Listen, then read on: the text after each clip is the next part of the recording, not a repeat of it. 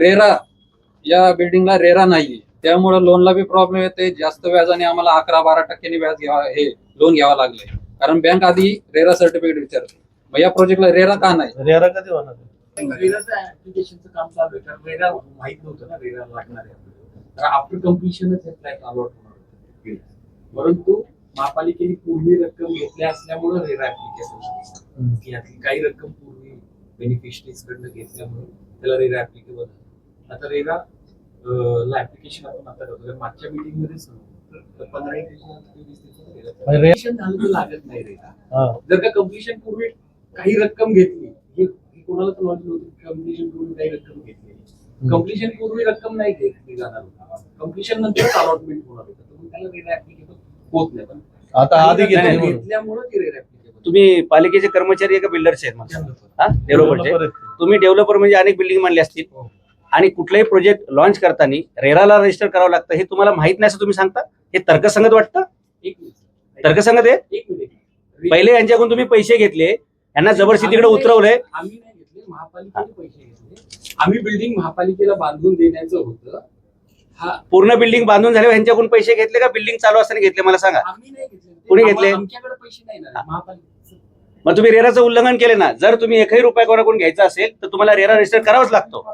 हे काय चाललेलं आहे? सगळ्या नियमाचं उल्लंघन आहे. रेराचा काय नियम आहे सांगा ना नीट. रेरा कसं आहे की समजा तो विकणार नाहीये, तो विकणार, तो आपल्याला देणार आहे बांधून, म्हणून त्यांनी कन्स्ट्रक्शन करताना रेरा घेतला नाही.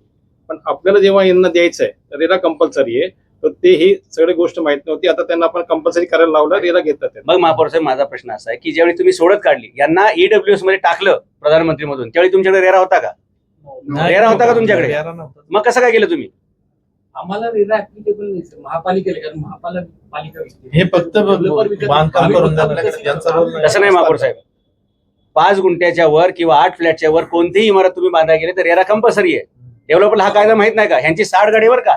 माझा कॉमन प्रश्न आहे, 1 मिनिट, की जर या गरिबांना प्रधानमंत्री आवास योजनेतच घर द्यायची होती तर तेवढ्या संख्येची मोहननगरला आणि अजमेरामध्ये घरं उपलब्ध होती, तिथे का नाही ट्रान्सफर केलं? ईडब्ल्यूएस ला कशाला टाकले त्यांना तुम्ही?